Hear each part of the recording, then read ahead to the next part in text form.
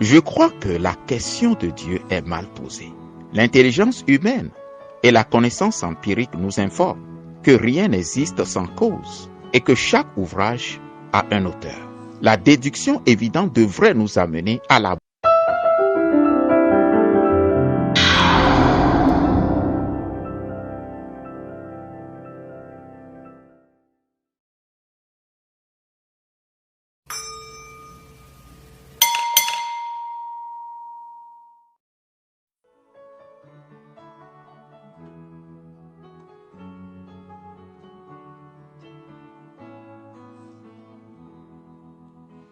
Bonjour, que la paix soit avec vous. Un jour, au cours d'une émission à la radio, un auditeur m'a fait cette question à laquelle je promis de répondre à la prochaine édition. Pendant quelques jours, j'ai réfléchi à cette question. Dieu existe-t-il vraiment? Je ne comprenais pas pourquoi quelqu'un aurait besoin d'être convaincu de l'existence de Dieu. En faisant mes recherches, je suis tombé sur deux anecdotes très intéressantes attribuées à de célèbres hommes de science que je m'en vais partager avec vous. Il faut dire que dans la Bible, l'existence de Dieu ne fait l'objet d'aucun débat. Elle est affirmée avec la simplicité de l'évidence. Genèse chapitre 1, verset 1 nous dit « Au commencement, Dieu créa les cieux et la terre. » Pour mieux cerner cette affirmation factuelle, essayons de comprendre la perspective biblique. Dieu a créé l'univers. Il décide de se révéler au monde des hommes, qu'il a créé à son image, des informations essentielles qu'il ne peut pas avoir autrement. C'est ce qu'on appelle la révélation. Dieu vient dans le monde des hommes pour se révéler à eux. Edwin Cochlear, un célèbre biologiste américain de 1883 à 1952, a déclaré « Essayer d'expliquer le début de l'apparition de la vie par le hasard, c'est admettre que lors de l'explosion d'une imprimerie, il ait pu se former un dictionnaire tout seul. Il y a une idée reçue qui veut faire croire que la science et la philosophie ont fini de démonter ce qu'on appelle le mythe de Dieu. Mais ce n'est pas vrai. Les plus efficients, les meilleurs des scientifiques, ceux qui ont poussé à un niveau très avancé leurs compétences, ont fini par reconnaître l'existence d'un créateur, même si ce n'est pas dans une perspective religieuse. Le plus grand nom de la bactériologie, Louis Pasteur affirme « Un peu de science éloigne de Dieu », mais beaucoup y ramènent. Il affirme aussi, faisant allusion aux athées, « Tant pis pour ceux dont les idées philosophiques sont gênées par mes études ». Venons-en à notre première anecdote. On raconte cette anecdote à propos d'Isaac Newton. De 1643 à 1727, le célèbre scientifique fondateur de la mécanique classique et auteur de la théorie de la gravitation universelle.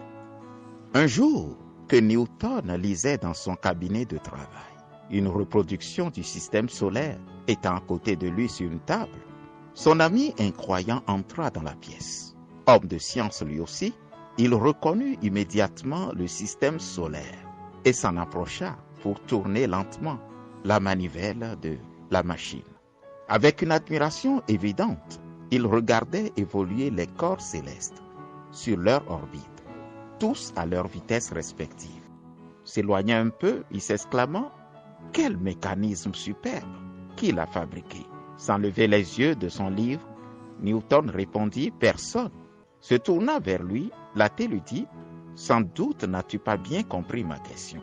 Je te demandais qui a fabriqué cet appareil. » Cette fois, Newton leva les yeux et assura son ami avec le plus grand sérieux que personne ne l'avait fait, mais que c'était par le plus pur hasard que les divers éléments du mécanisme tant admiré s'étaient rassemblés de la sorte. L'athée étonné répliqua avec une certaine vivacité. « Tu dois me prendre pour un sot.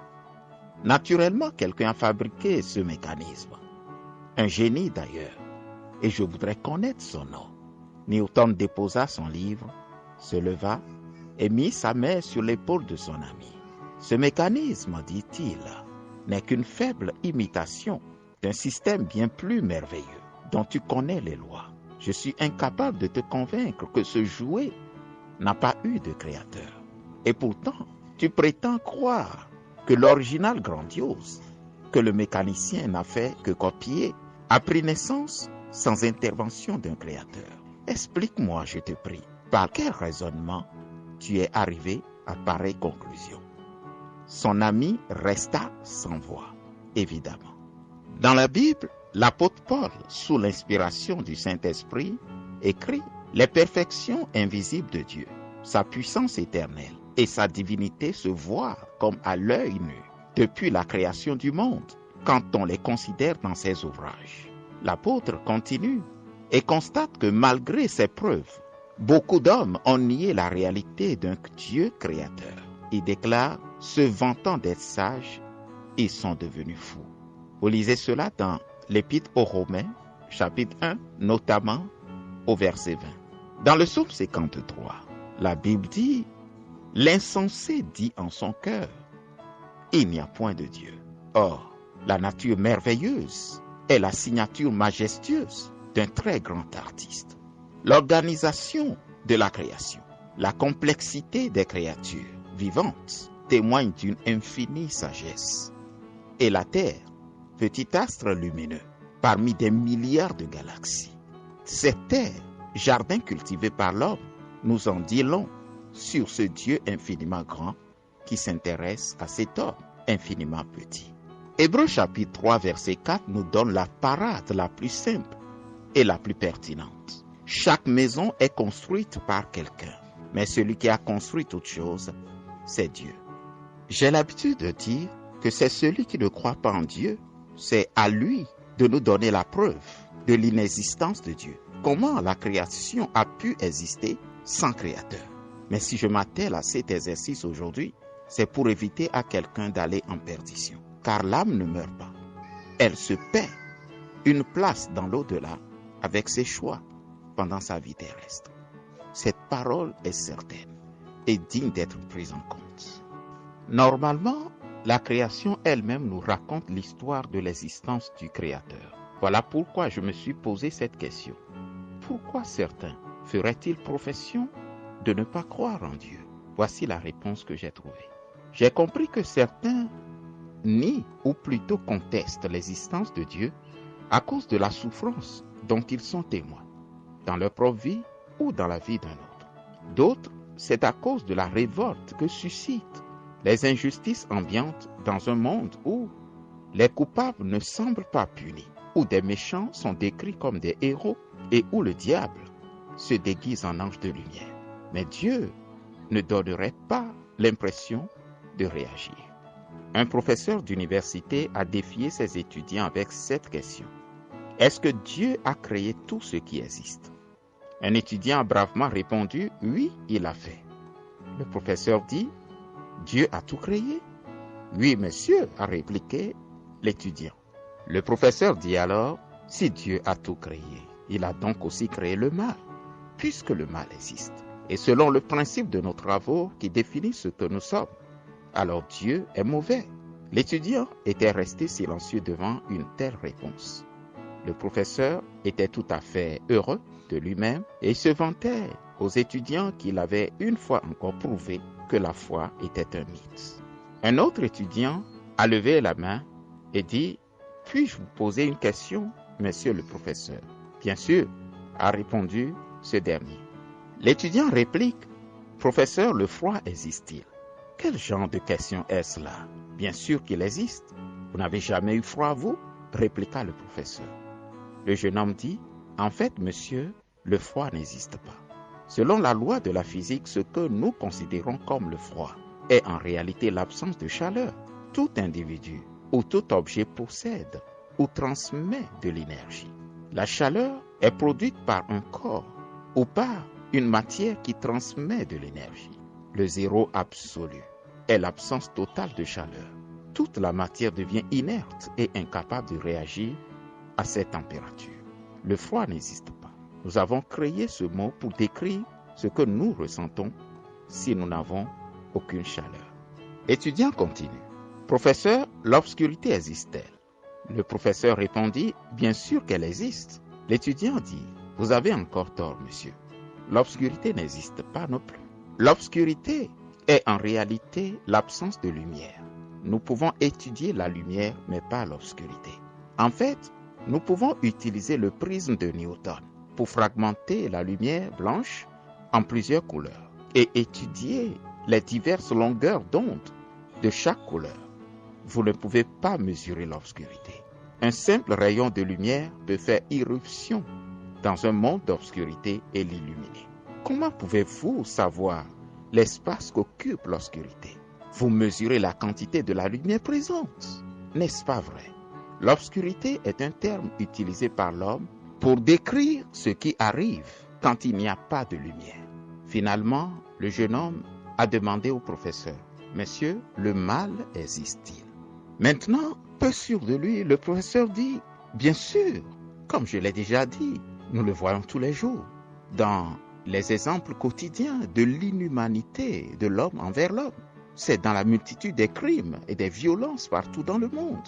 Ces manifestations ne sont rien que du mal. » L'étudiant répondit, « Le mal n'existe pas, monsieur. Ou du moins, il n'existe pas de lui-même. Le mal est simplement l'absence de Dieu en soi. Il est comme l'obscurité et le froid, un mot que l'homme a créé pour décrire l'absence de Dieu en soi. Dieu n'a pas créé le mal. Le mal n'est pas comme la foi ou l'amour qui existent tout comme la lumière et la chaleur. Le mal est le résultat de ce qui arrive quand l'homme n'a pas l'amour de Dieu dans son cœur. Il est comme le froid qui vient quand il n'y a aucune chaleur, ou l'obscurité qui vient quand il n'y a aucune lumière. Le professeur s'assit. Le nom du jeune homme, Albert Einstein. Vous savez quoi?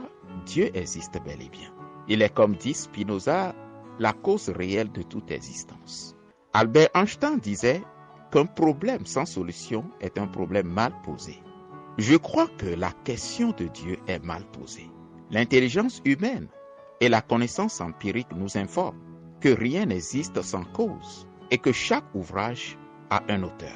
La déduction évidente devrait nous amener à la bonne question. Qui a créé l'univers? Et peut-on entrer en relation avec lui? Nous sommes tous conscients aujourd'hui que l'univers est régi par des lois que l'homme commence à peine à découvrir. Le Créateur lui-même est la plus grande loi à découvrir. Qui est-il? Que fait-il? Où le trouver? Et comment? Pourquoi ne semble-t-il pas toujours réagir dans nos moments de difficulté? Pourquoi le méchant court-il toujours? La raison simple ne peut pas répondre à ces questions fondamentales. Voilà pourquoi nous avons la révélation, la parole de Dieu adressée à l'humanité. Cette parole est devenue chair et a habité parmi nous, pleine de grâce et de vérité. Vous lisez ça dans le livre de l'Évangile selon Saint Jean, au chapitre 1. Un jour, Philippe, l'un des 12 disciples du Seigneur, avait demandé à Jésus de leur montrer le Père céleste, le Créateur de toutes choses. Jésus lui dit, « Il y a si longtemps que je suis avec vous, et tu ne m'as pas connu, Philippe. Celui qui m'a vu a vu le Père. Comment dis-tu, montre-nous le Père ?» Jean 14, verset 8. Ce Jésus de Nazareth est la parole de Dieu, qui a pris un corps dans le but de nous révéler l'Éternel, le Très-Haut, qui a fait toutes choses pour un but bien défini. Jésus dit, « Je suis le chemin, la vérité et la vie. Nul ne va au Père que par moi. » Jean 14, verset 6. Pour conclure, en une seule phrase, il n'y a pas d'antinomie véritable entre la foi et la raison. Comme disait Albert Einstein, l'escalier de la science est l'échelle de Jacob. Il ne s'achève qu'au pied de Dieu. Et pour finir, laissez-moi vous dire ceci, Dieu existe. Je l'ai rencontré et vous le pouvez aussi. Que Dieu bénisse et vous éclaire. À très bientôt.